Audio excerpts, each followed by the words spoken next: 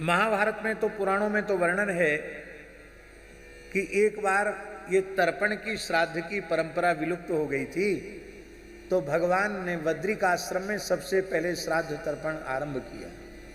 तो भगवान श्राद्ध कर रहे थे, तो संपूर्ण ऋषियों को बड़ा आश्चर्य हुआ। ब्रह्मा जी आ गए, शंकर जी आ गए, बोले प्रभु आप क्या कर रहे हैं?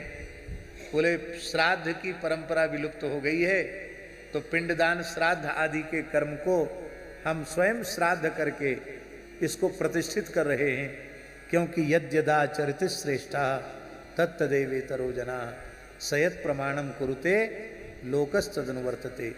श्रेष्ठ पुरुष स्वयं आचार के द्वारा जिस पवित्र कर्म की प्रतिष्ठा कर देते हैं, फिर परंपरा में भी वही चल पड़ता है। तो भगवान से पूछा ब्रह्मा जी ने कि आप श्राद्ध कैसे करोगे? कि श्राद्ध में पिता का श्राद्ध, पितामह का श्राद्ध और प्रपितामह का श्राद्ध है, मातामह, प्रमातामह, वृद्ध प्रमातामह का श्राद्ध आप कैसे करोगे? तो भगवान ने कहा मैं अपना ही पिता हूँ, अपना ही पितामह हूँ और अपना ही वृद्ध प्रतामह, स्वयं ही मैं सब कुछ हूँ और स्वयं में स्वयं के लिए मैं श्राद्ध करूँगा, स्वयं से स्वयं का श्राद्ध करूँगा। इस तरह से भगवान ने श्राद्ध की परंपरा को, पिंडदान की परंपरा को भगवान ने स्वयं श्राद्ध करके स्थापित किया। और महाराज जी श्राद्ध की बड़ी महिमा है।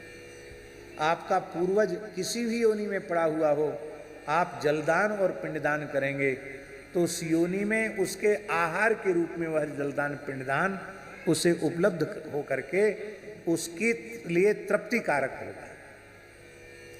यदि वह देवलोक में है तो उस दिन उसको अमृत पान करने का अवसर मिलेगा। आप सोचिए, और मान लो आप भगवत शरणागत भगवत भक्त हैं, वो आपके सबके सब पूर्वज भगवान के धाम को चले गए हैं, अब उन्हें पुण्य पाप से, स्वर्ग नरक से कोई प्रयोजन नहीं रह गया है, तो ऐसे जो मुक्तात्मा भगवत भक्त हैं उनके नाम से कोई श्राद्ध तर्पण करेगा तब क्या होगा?